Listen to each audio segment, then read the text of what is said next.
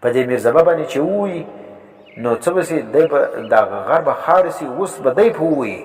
دغه مړی به په ووایي یسمعها دی به چغې ووایي یسمعها اوري به دغه چغ د لره ما بین المشرق مخلوقات چې ما بین مشرق او د مغرب کې دي انسانانه یسمعها ما بین المشرق والمغرب اوري به دغه اواز در هغه مخلوقات چې ما بین مشرق او د مغرب کې دي الا ثقلین مگر جن او انس نه اوري دا هغه روایت الشماوله د پنځپیرانو مشر حسین علوي صاحب لیکي چې دا یسمعها ما بین المشرق والمغرب الا ثقلین چې ګوره دا اواز چې کوم د مشرق او د مغرب پورې دومره قدر غټ اواز مخلوقات د الله اوري لیکن ګور په مخلوقات کې دا ګرد شان د پسونو او د مرغان او د شانګر دي نو چې دی کچیر په دې قبر کې عذاب وای نو قبر کې بیا د آرام باندې پسونو او د مرغان نه ګرځیدلای د دې د آرام ګرځیدل دلالت کوي په دې خبره باندې چې د قبر کې عذاب نشته ولی و چې د توبنچې ټاکوسی د پسونو ګرد او د مرغان ګرد چې کوم دی هغه د قبرستان څخه ځي نو دلته چې فرشتي عذاب ورکوي او د اواز هر مخلوق اوري نو بیا به څنګه دغه چې کوم دی هغه نشته د او الزول نه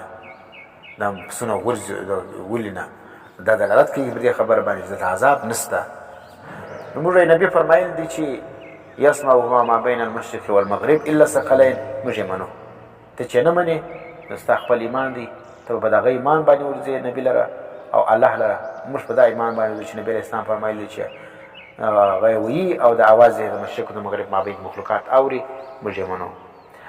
عن عثمان رضی الله تعالی عنه کان حضرت عثمان رضی الله تعالی عنه روایت دی چې دی به کان اذا وقف څوک چې به دی ودرېدی څمنه د عادت دا و غالب اوقات همیشه به دا و چې دی به ودرېدی پر قبر باندې معنی د قبر وسط چې به ودرېدی بکا بغار به وهلې ولي څمنه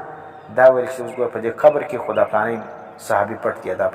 پلانې مسلمان پټ دی سبا خدا قبر زما ځای دی زه به دلته پټېږم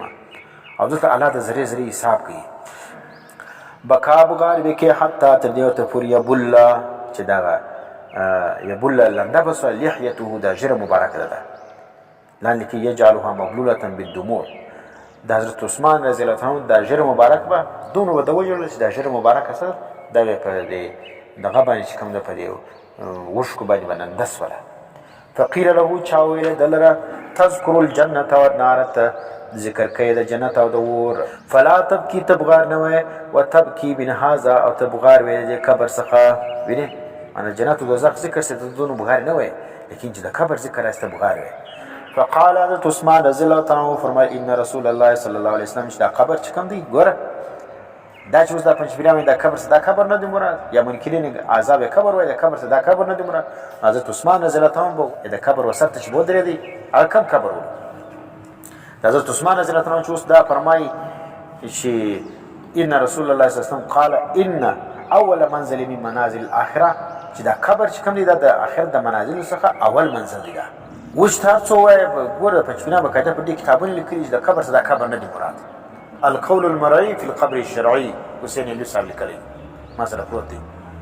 شریع چې کوم دی هغه دا قبر نه دی هغه عیلین او سجید دی نو اوس حضرت عثمان رضی الله عنه وای دا قبر دی صحابه کرام وای دا قبر دی نبی وای دا قبر دی الله وای دا قبر دی لا تقوم على قبره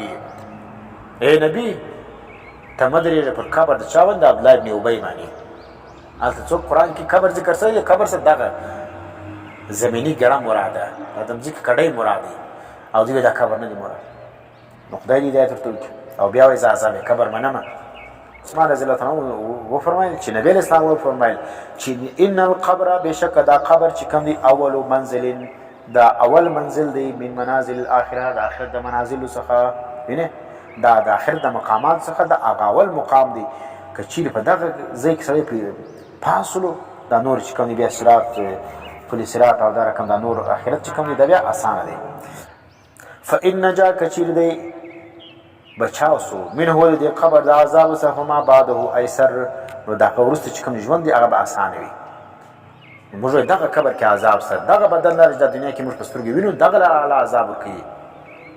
ویني په تعلق د روح باندې ورکی و ان لم ينجا کچيري دی نسو بچاو د الله د عذاب څخه په قبر کې فما بعده اشد نو هغه وروسته ژوند چې کوم د هغه ډېر سخت دی. قال حضرت عثمان رضی الله عنه فرمایي وقال رسول الله صلی الله علیه وسلم چې و فرمایل رسول الله صلی الله علیه وسلم ما رایت منظرا وای معنی دی لیدل یو ځای معنی داسې ځای چې هغه ته منظر هغه ځای ته وایي چې هغه ته خلک ګوري معنی دی لیدلی داسې یو د کتلو ځای قطو هېڅ کله والقبر دا قبر چې کم دی افظع منه دا ډېر هیبتناک دی تر هغه څه معنی ما په دنیا کې داسې بد ځای نه دی لیدلی داسې د بیر ځای مې نه دی لیدلی څومره د بیر ځای چې دا قبر دی ولې قبر کې داسې دی چې مور و پلار و قریبان تاله کړی وکاږي بیا یې په دا قبر کې تا کښېږدي او بیا په دا قبر کې په تا پسې خښتې کښېږدي بیا په دا قبر کې خاوره پسې واچوي ډبرې پسې واچوي داسې دی پټ کې بیا دی خپل لاسو باندې چې پټ کې بیا د سره روان شي په دا قبر کې بیا نه ساه شته او نه دغه شته نه رڼا شته وینې او لاسونه پښې دي دلته بلکل نه پورته کېدی شي نه راکښېنستی شي. اوس په حدیث کې راځي زه راکښېنوم الله وایي نو هغه د الله کار دی څه رقم راکښېنوي الله ته خو اسان دی موږ ته مشکل دی لیکن زموږ څه دی موږ خو دا رقم په دا کښې ډوري کې موږ انسان کښېږدو چې په کې بیا دی زموږ د دماغ مطابق نه راکښېنستی شي او نه چې کوم دی هغه اوښتی شي او نه خوراک کوی شي او نه شی ورته شته نه اوبه ورته شته نه ډوډۍ ورته شته او نه چربتي ورته شته دی ولاړی بلې دنیا لره. نو اوس دغه چې کوم دی حضرت عثمان رضی الله عنه په دنیا کې چې یو بد ځای ما لیدلی دی دومره بد ځای مې نه لیدلی لکه څنګه چې دا قبر دی ما په دنیا کې تر قبر بل بد ځای ما نه لیدلی. رواه الترمذي وابن ماجه. قال الترمذي هذا حديث غريب دا حدیث چې کوم دا غریب دی